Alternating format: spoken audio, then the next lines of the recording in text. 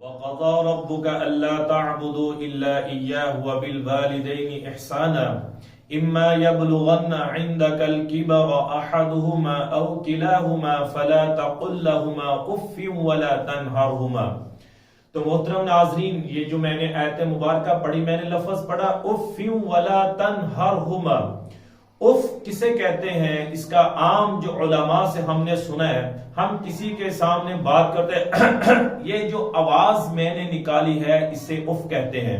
قرآن یہ کہتا ہے کہ اپنے والدین کے سامنے آپ نے اس طرح سے بھی آواز نہیں نکالنی، اور آپ نے اپنے والدین کے سامنے اپنی نظروں کو جھکانا ہے، دھیمی آواز سے اپنے والدین سے بات کرنی ہے۔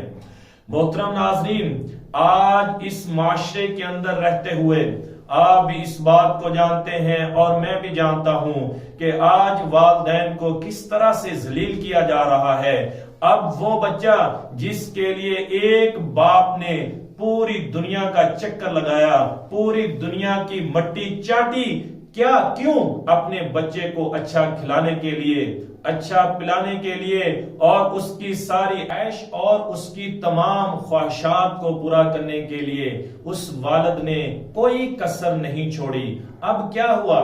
آپ سب جانتے ہیں، اس معاشرے کے اندر رہتے ہوئے میں بھی محسوس کرتا ہوں، آپ بھی محسوس کرتے ہیں، جب بچہ جوان ہوتا ہے، جب وہ اپنے بڑے باپ کو یہ بات کہتا ہے کہ ابا آپ نے میرے لیے کیا کیا، تو خدا کی قسم اس وقت جس نے تن من دھن سب کچھ اپنے اس بچے پہ لگایا، اس کے دل پر کیا بیت رہی ہوگی۔ تو میرے محترم ناظرین، بات یہ ہے کہ ہم نے اپنے والدین کے سامنے دھیمی آواز سے بات کرنی ہے۔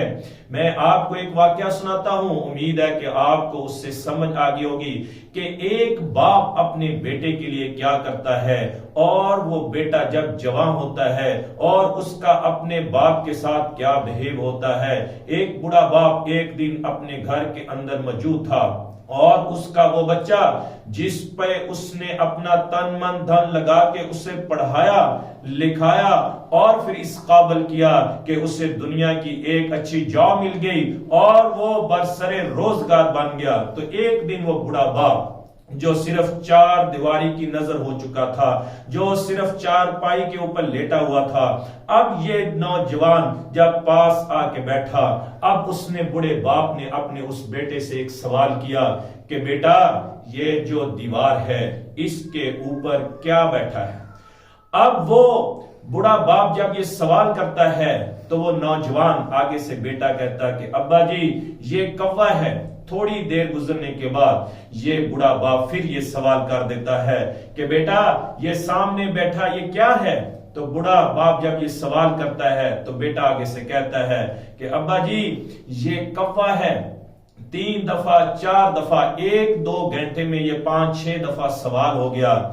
آخر جب 6ٹھی دفعہ یہ سوال ہوا، وہ نوجوان جس کے لیے اس نے سب کچھ لگایا تھا، اب اس کی زبان میں تلخی آ گئی، اس کی زبان میں سختی آ گئی۔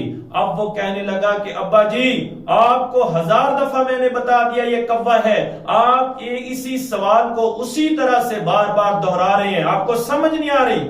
اس کا لب و لہجہ چینج ہو گیا۔